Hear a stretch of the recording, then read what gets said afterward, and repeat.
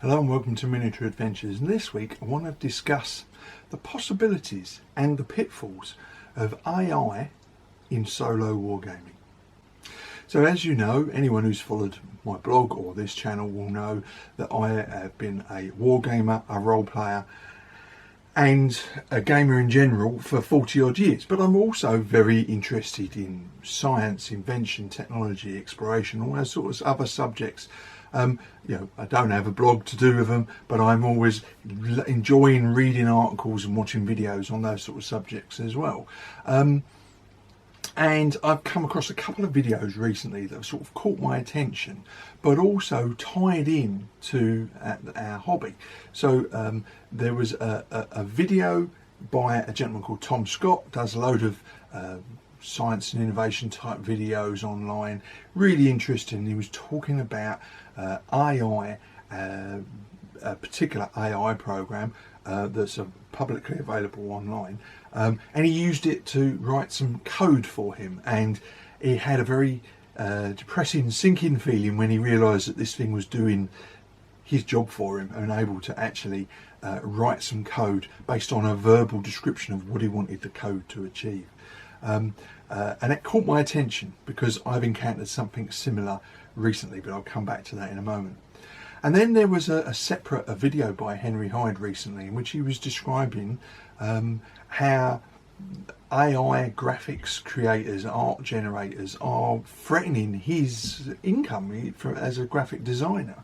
And there, all sorts of ramifications from that in terms of copyright and where does creativity begin and end and so on. Very interesting, and it was just the fact that these two articles came together.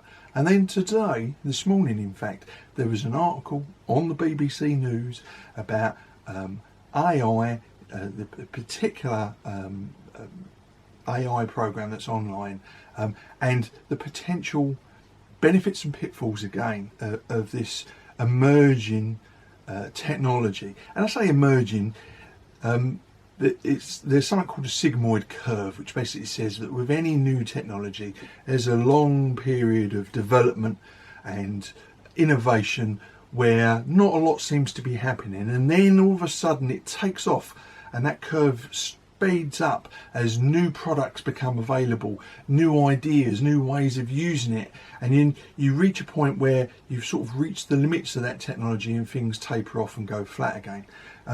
And what Tom Scott was saying, and I found it very interesting, was the existential dread he was feeling to do with AI was, what point of that curve are we on? Are we somewhere in the middle?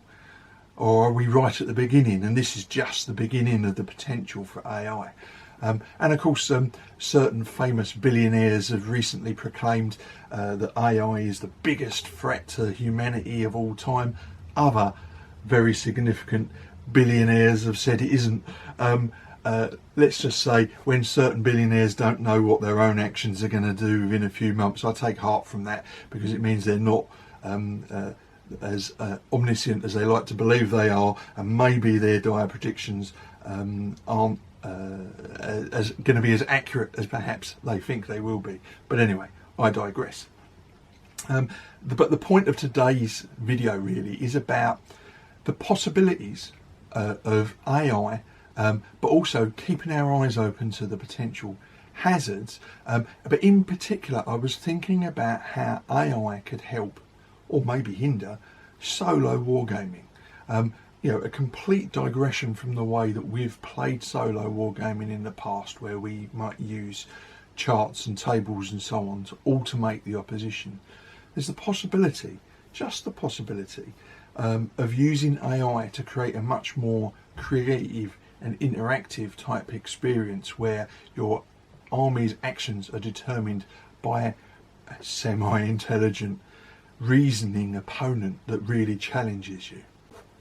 So what I was thinking was, what was the potential for AI to basically become your opponent in a solo game, to be making decisions about where to move units or what strategy to follow, and whether it would be possible to develop an AI that can play in different styles, so that you get to play against different historical generals, It basically comes down to how much information can you put into that AI about those respective generals, so that you can say, today I want to fight a Napoleonic game as if I was facing Napoleon himself, on perhaps on a particular year, perhaps when he was having a really good year, or maybe a not so good year. It's a fascinating idea that I wanted to explore a little bit. It's not necessarily something I think will come about, because it's actually going to take a fair bit of investment, and let's face it, we have to admit that historical wargaming is still pretty much a niche within the wider wargaming. I can see perhaps something like this being brought to the fore by large companies like Games Workshop to support Warhammer.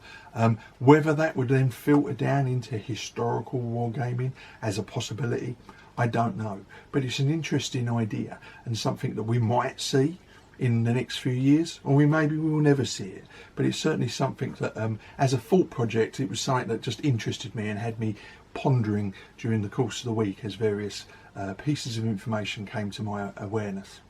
But of course, if you're going to have an AI that's going to act like this, there are challenges. This isn't like a computer game where the AI is part of the computer program that's running the game, and it's making decisions about what the enemy actions are going to be, for instance, in a game. On a tabletop wargame, very much an analog experience, there are limitations to how AI could react for you or oppose your actions. I mean, but saying that, technologies that are able to visually scan components, for instance, on a battlefield, recognise what's a hill and what different units are, and to act appropriately to provide you, the living player, with some guidance as to how to move the opposing army. Instead of going to a chart, the AI says, I want my units to do such and such, and then you carry it out. But of course, all of that relies on a lot of data input, a relevant amount of information that enables it to be able to make sensible choices, not just purely random charts.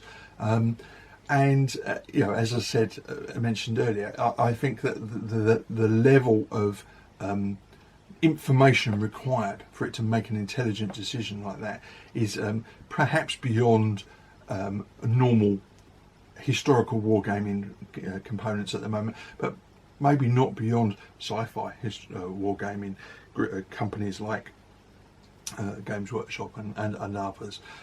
It's certainly believable that is a possibility that might be able to happen. There's certainly the possibility that AI could possibly be used to transform solo wargaming in ways that we can't barely imagine at the moment.